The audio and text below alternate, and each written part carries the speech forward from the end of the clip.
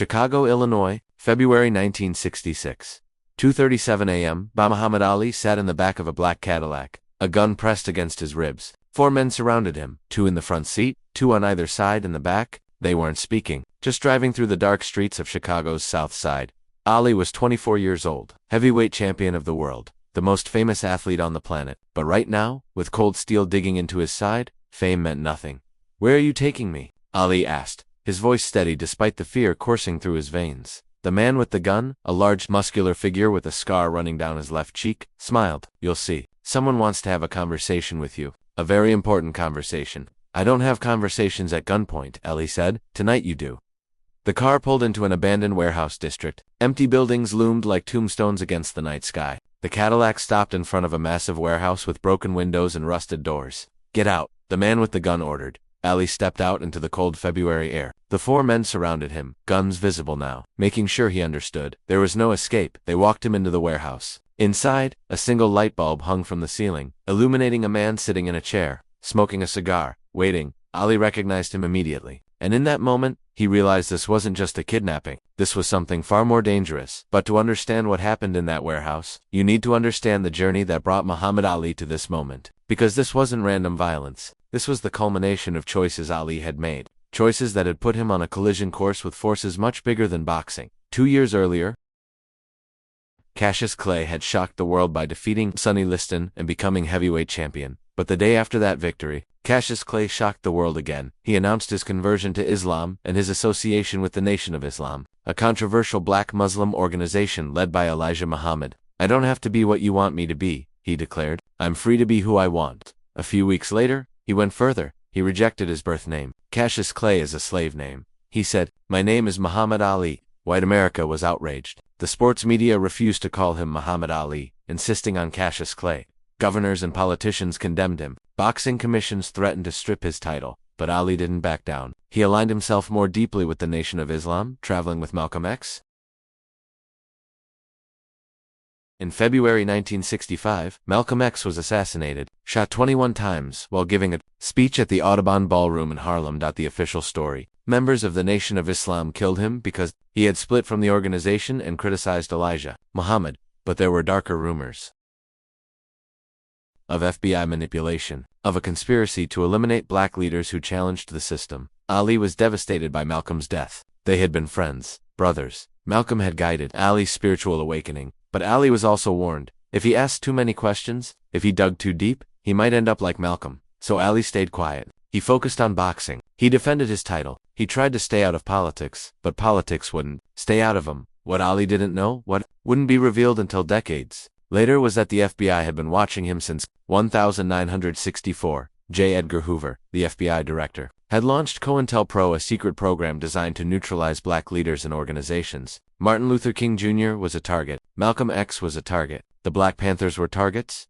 And Muhammad Ali, the most visible member of the Nation of Islam, was absolutely a target. FBI agents followed Ali everywhere. They tapped his phones. They infiltrated his inner circle with informants. They compiled massive files documenting his every move, every speech, every association. But surveillance wasn't enough. Hoover wanted Ali silenced, discredited, destroyed. The problem was, Ali was too famous to simply disappear. Any obvious move against him would create martyrdom. Exactly what Hoover wanted to avoid. So they needed something more sophisticated. Something that would break Ali psychologically, make him paranoid, make him understand that his fame couldn't protect him. They needed to send a message. February 1966. Ali traveled to Chicago for a Nation of Islam convention. Chicago was the headquarters of the Nation, where Elijah Muhammad, LIVED, and led the organization. Ali checked into a hotel on the South Side. His entourage was with him, his trainer, his manager, some friends from Louisville. They were planning to attend the convention, meet with Elijah Muhammad, and return to training camp. It was supposed to be a routine trip. On the second night, February 24th, Ali told his entourage he was going to visit a friend. He left the hotel alone around 11 p.m., something his security team had warned him never to do. "I'm Muhammad Ali," he'd say. "Nobody's gonna mess with me." He was wrong. Ali got into a taxi outside the hotel. He gave the driver an address. But as the taxi pulled away, another car, a black Cadillac, began following them. At first, Ali didn't notice, but the taxi driver did. "Mr. Ali," he said nervously, "I think we're being followed." Ali turned and looked through the rear window. The Cadillac was close. Too close, matching their every turn. "Just drive," Ali said. Probably just fans. But when the taxi stopped at a red light, the Cadillac pulled alongside. Two men jumped out, opened the taxi doors, and before the driver could react, they pulled Ali out of the cab. Ali started to fight back, but one of the men pressed a gun against his neck. "Get in the car, or we shoot you right here. Your choice." Ali looked around. The street was empty, no witnesses. Ali's mind raced. Who were these men? What did they want? Ransom, revenge, assassination. He studied them, looking for details. All four were black men, well-dressed, professional, not street thugs, not random kidnappers. They moved with military precision. "You FBI?" Ali asked. No response. "You with the nation? Did Elijah send you?" Still no response. "You gonna kill me?" The man with the scar finally spoke. "If we wanted you dead, you'd be dead already. This is about education. Education? You're about to learn something, champ. Something important." They pulled into the warehouse district, empty, isolated, the perfect place to make someone disappear. Inside the warehouse, Ali saw the man in the chair, middle-aged, white, wearing an expensive suit and smoking a Cuban cigar. He had the look of someone used to power, not physical power, but the kind that comes from knowing secrets and controlling outcomes. "Mr. Ali," the man said, standing. "Thank you for joining us." "I didn't join anything," Ali said. "I was kidnapped." "Semantics." The man smiled. "Please, sit." One of the armed men pushed Ali into a chair across from the white man. The four kidnappers positioned themselves around the room, guns visible. "Who are you?" Ali demanded. "My name doesn't matter. What matters is what I represent. I represent people who are very concerned about your activities." "What activities? Boxing?" "No," the man said, leaning forward. "Your association with the Nation of Islam? Your friendship with Malcolm X? Your influence on young black Americans? Your refusal to stay in your lane?" Ali's blood ran cold. This wasn't about money. This was political. "Here's the situation," the man continued, pacing now. "You're a very popular athlete. Young people listen to you. Black people especially. You have a platform. And right now, you're using that platform to promote separatism, anti-American sentiment, and an organization that we consider a threat to national security." "The Nation of Islam is a religious organization," Ali said. "The Nation of Islam," the man said coldly, "is a political movement disguised as religion, and you're its most visible spokesman, which makes you a problem. So what? You're gonna kill me? Make me disappear." The man laughed. "Kill you? No, no, no. You misunderstand. We don't want you dead. Dead makes you a martyr. We want you compliant."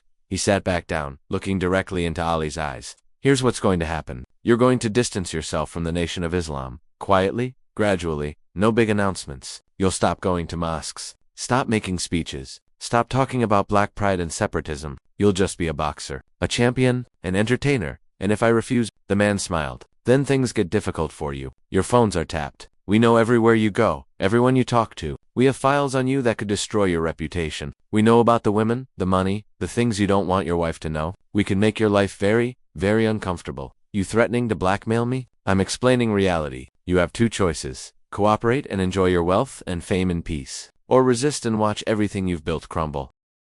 Ali sat in that chair, surrounded by armed men, facing a government operative who held files that could destroy him. Everything in his survival instincts screamed, agree, nod, say whatever they want to hear. Get out alive and figure it out later. But something deeper, the same thing that made him reject his slave name, the same thing that made him defy the mob in 1964, rose up inside him. "You know what Malcolm X told me before he died?" Ali said quietly.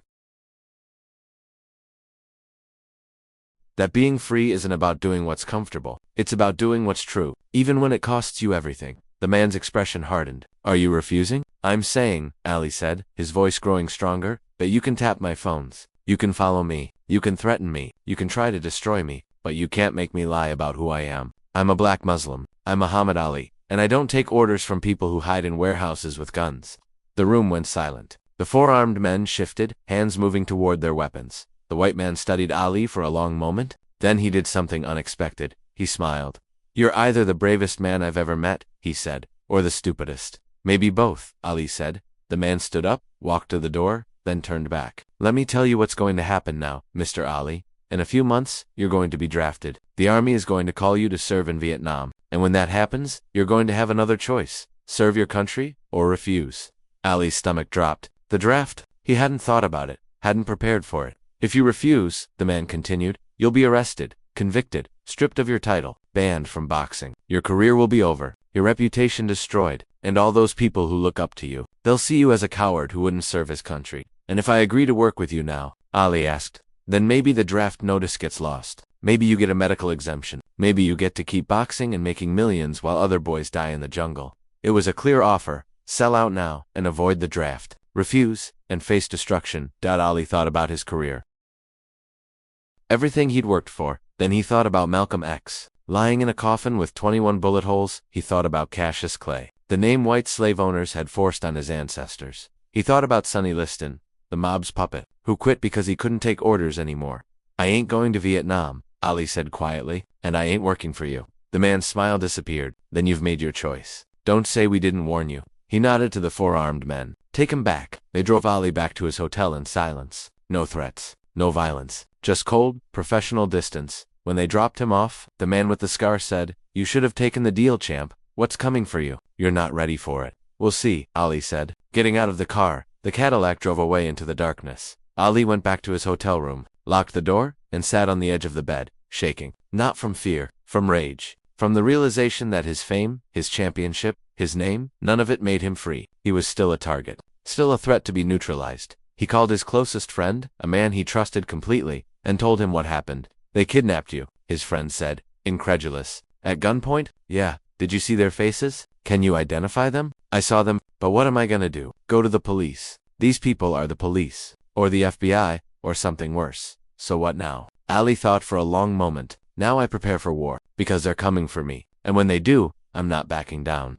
3 months later, in April 1966, Muhammad Ali received his draft notice. The U.S. Army ordered him to report for induction into military service for the Vietnam War.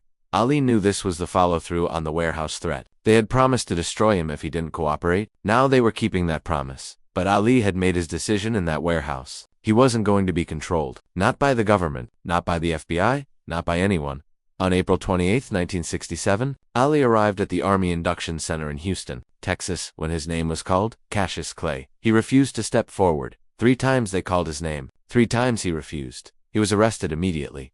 Within hours, the Boxing Commission stripped him of his title. State after state banned him from boxing. His passport was revoked. His income disappeared. At 25 years old, in the prime of his career, Muhammad Ali was banned from the sport he dominated. The media destroyed him. Coward, draft dodger, traitor. Politicians called for his imprisonment. Death threats poured in. Restaurants refused to serve him. Hotels turned him away. Everything the man in the warehouse had promised came true. For 3.5 years, Muhammad Ali couldn't fight, couldn't work, couldn't leave the country. He was convicted of draft, evasion, and sentenced to 5 years in prison, though he remained free on appeal. He was fined $10,000. His boxing license was revoked in every state. The FBI continued monitoring him, compiling files, documenting his every move. They wanted him to break, to apologize, to beg for forgiveness. He never did. Instead, Ali did something unexpected. He spoke. On college campuses, at rallies, in churches. "I ain't got no quarrel with them Viet Cong," he famously said. "No Viet Cong ever called me nigger." Young people, black and white, began listening. Ali went from villain to hero in the eyes of a generation that opposed the war. The government had tried to silence him by taking away his platform. Instead, they gave him a bigger one.